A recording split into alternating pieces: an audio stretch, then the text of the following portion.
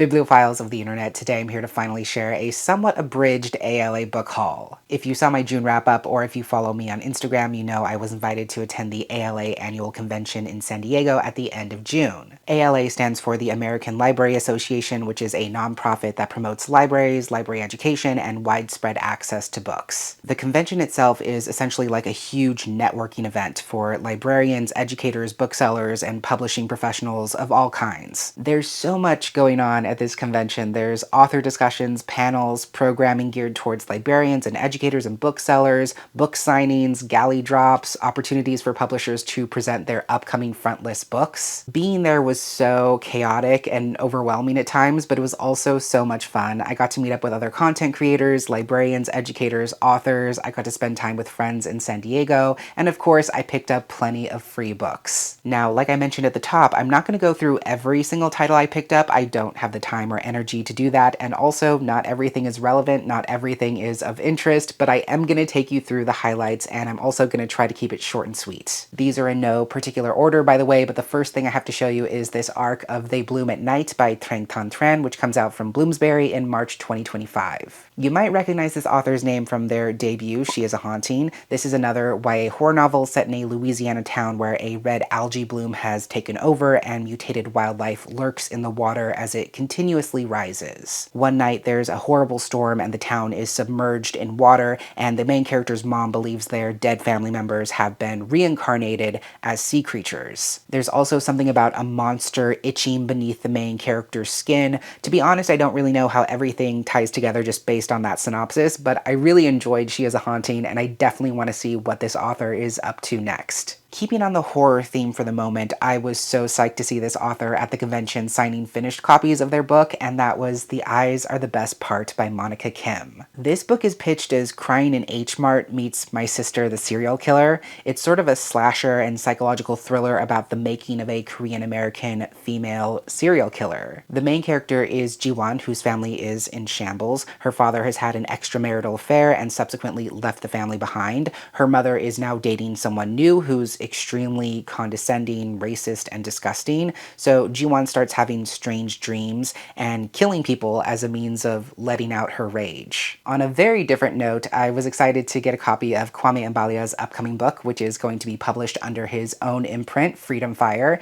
It's called Jax Freeman and the Phantom Shriek. It's a middle grade fantasy adventure story about a secret world where kids can wield magic by summoning the power of their ancestors. It's about 12-year-old Jax, who's been sent away from home to live with relatives he barely knows, and when he starts at his new school, he's enrolled in a special class for summoners, even though he doesn't know what a summoner is. The back of this galley says the story has trains, history, and ghosts, and honestly, that's all I needed to see before adding it to my bag. Again, I swear these are in no particular order, but there continues to be sort of a spooky theme because next I have Jasmine is Haunted by Mark Oshiro. This is coming out from Starscape in October. It's a queer paranormal middle grade story described as a novel of ghosts, grief, and the friends who make it all okay. Ever since her father's death, a ghost has been following Jasmine, and her family is determined not to acknowledge it whatsoever, even though it's causing them so much trouble that they actually have to move cities. At her new school, Jasmine meets two new friends who are in the GSA and also obsessed with all things supernatural. So not only do they believe Jasmine when she tells them that she's haunted, but they're more than ready to help her prove it. This next one I didn't pick up myself, but I really wish I did, and my very kind friend Heather let me have it, so shout out to Heather for this one.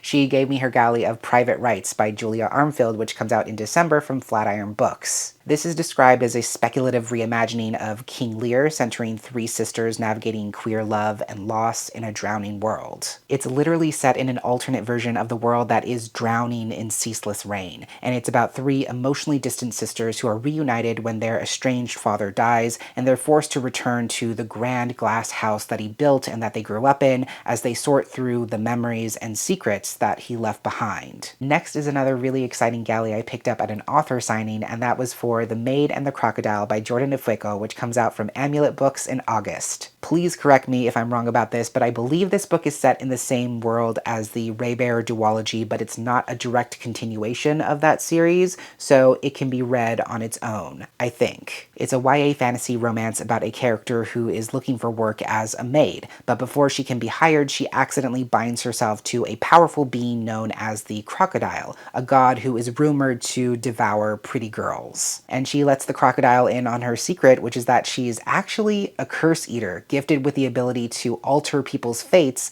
by cleaning their houses. Definitely getting some Howl's Moving Castle vibes from this, and I've already heard some really great things. Then we have one of my most exciting finds from actually the very first day of the convention, and that was The Immortal Dark by Tejas Girma, which comes out in September from Little Brown. This is a really big upcoming release. It's a YA dark academia fantasy billed as The Cruel Prince meets Ninth House, and it also has vampires. It's about Kidan, who's grown up in a society where human bloodlines gain power through vampire companionship, but when her sister disappears, Kidan is left to infiltrate Uxley University, where humans go to live alongside vampires and inherit their family legacies. She's actually convinced her sister's been taken by the very same vampire bound to their family, Suseños, who she has to pretend to coexist with at this school while secretly planning to kill him at all costs. Next is another one of my favorite pickups from that weekend. Once I heard this author and this book were going to be at ALA, I knew I was not leaving without going to that signing, so I got a signed bound manuscript of The Flicker by H.E. Edgman. This is H.E. Edgman's first middle grade book, coming out in September from Fievel and Friends. It's a queer, indigenous, post-apocalyptic story about two step-siblings who join forces with a theater troupe to brave the Appalachian wilderness after a climate apocalypse. It's also supposed to be great for fans of The Marrow Thieves, which I haven't read yet, but I've heard really great things about, so I know it's very high praise. Next is a book I picked up on a whim, and I'm so glad I just happened to be passing by when they put this stack out, but that is I'll Be Gone for Christmas by Georgia K. Boone. This is a romance debut that is supposed to be a black and queer take on The Holiday, which is one of my favorite Christmas movies. Now, to be clear, I don't think the two main characters on the cover here fall for each other, but at least one of them is sapphic. So it's about Bee and Clover, who live in San Francisco and small town Ohio, respectively, and they both find this house swap app called Vacate that allows them to rent out their homes to each other for a few weeks,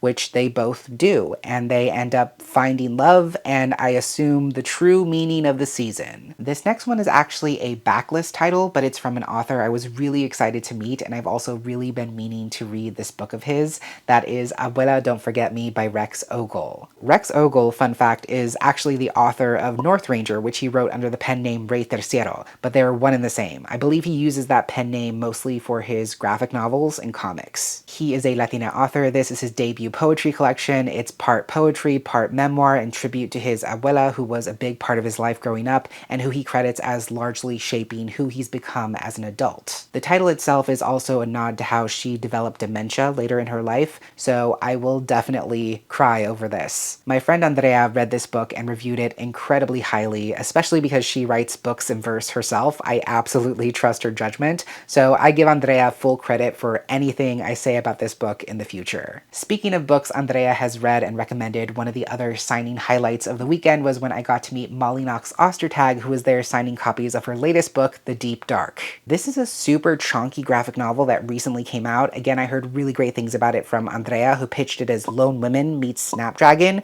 which is honestly an incredible pitch. It's about a character named Mags who's hiding a very dangerous, magical secret, and when her childhood friend Nessa comes back to town harboring a secret of her own, they are not only drawn to each other once again, but they realize that both of their secrets are about to be dragged into the daylight. The synopsis is very vague besides saying that Mags's secret has teeth, but honestly that's everything I need to know beforehand, and I can't wait to read this. And now my hand hurts so much. The next 3 books were some of the most exciting pickups from the HarperCollins booth, or rather the HarperCollins Fortress that they had on the exhibition floor. The first is actually a paperback copy of Chlorine by Jade Song. You might have seen me talk about this in my queer horror books on my TBR video that I made last year. It's still very high on my list. This is described as an unsettling coming-of-age story about a talented competitive swimmer named Ren who actually dreams of becoming a flesh-eating mermaid, no matter what it might cost. I also picked up a galley for a book you might have seen me mention in a more recent video about anticipated releases, is, and that is There is a Rio Grande in Heaven by Ruben Reyes Jr., which comes out from Mariner Books in August. This is a debut short story collection written by a Salvadoran American author, and it's supposed to be a very dreamlike collection centering Central American characters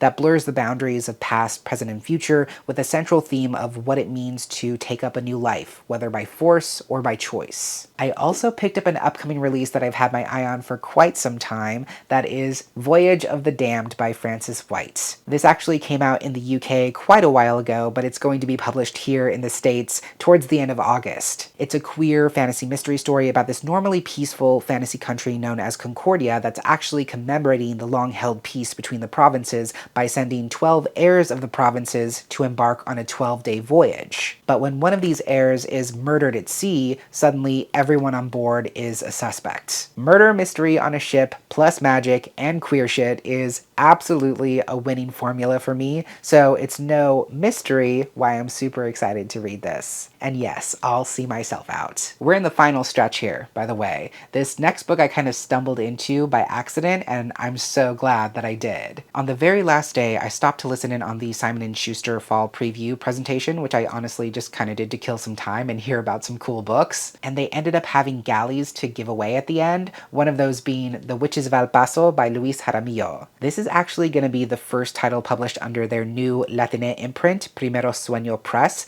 It's said to be in the vein of Orquídea Divina and The Hacienda, which are two incredible comps. It's a historical paranormal story set partially in 1943 El Paso and partially in the present day, following a lawyer and her elderly great aunt as they use their supernatural gifts to find a child lost in the past. I've been following this imprint since the second it was announced online, and I'm really excited to see how this banner publication goes. Another surprising pickup on the very last day of ALA was this Galley of Entitlement by Ruman Alam, which comes out in September from Riverhead Books. Again, this was kind of surprising to see on the very last day because it's expected to be a very big release, and publishers usually put out their hottest titles on the busiest days of the convention. If you don't know, Ruman Alam wrote Leave the World Behind, which was adapted last year into a really great Netflix movie with Mahershala Ali and Julia Roberts. This new book of his is described as a provocative, propulsive novel about the American imagination. I believe it's about an ambitious black woman desperate to prove herself and make a name for herself. She works for this billionaire apparently facing his own extinction,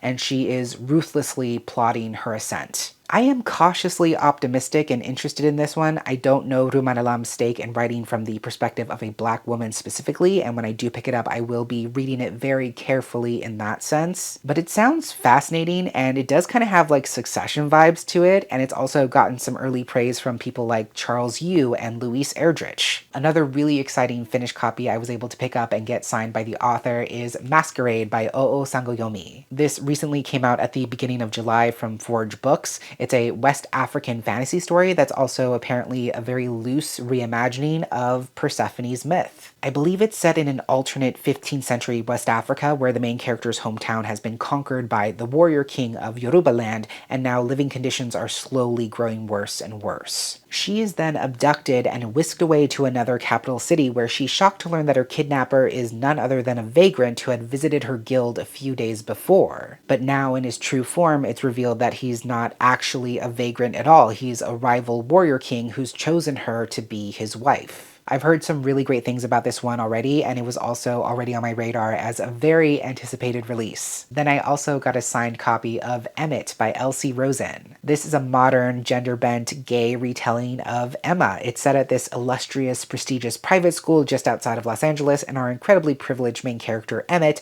fancies himself a matchmaker. So when his occasional friend with benefits, Harrison, starts saying that he wants a boyfriend, which is not what Emmett wants to be, he decides that he's going to find Harrison's perfect match. This sounds really fun. I love Jane Austen retellings, and I get a really good feeling from the tagline the author signed the book with, which says, "Enjoy the mess." And I will end here with the very last book I picked up on the very last day of the convention because it's kind of got a funny story behind it. On the last day of the convention, they were shutting down the exhibition hall early, and I had sat in on this discussion with Justinian Huang about reclaiming queer erotic histories, which was really great. And by the time that presentation ended, most of the publishers were tearing down their booths and putting things away. I happened to walk by the Macmillan booth where there was a very short line, and I saw they were giving away their display copies from their booth, and I saw this hardcover finished copy that I had been eyeing all weekend long and that I knew no one else was going to ask for, so I got myself in line. And sure enough, I was easily able to get my hands on this finished copy of The Other Olympians by Michael Waters. If you saw my June wrap-up, you already heard me gush about this book. It's a 5-star book for me, and it's also one of my favorite books so far of 2024. So I won't go into great detail here, but it's a nonfiction book that excavates the histories of real trans and intersex athletes on the international stage back in the 1930s, and how their visibility, through no fault of their own of course, inspired very early models of gender surveillance. Like I said, I love this book so much, and to be able to bring home the one and only copy that was at ALA is just the cherry on top of what was already an incredible experience. So there you have it. I know I said this was abridged, but that's actually a vast majority of what I brought home with me from ALA. Obviously, there's no way I'm gonna read all of these before they release, especially the ones coming out in the next couple of months, but I am slowly working them into my reading, and I plan to thoroughly enjoy myself as I gradually make my way through this stack. But definitely let me know down below in the comments which ones you would like to see me read and review first. Thank you so much for watching. I hope you enjoyed, and until next time, educate yourself, be kind to yourself, take care of yourself and others, and I will catch you on the flip side of the page.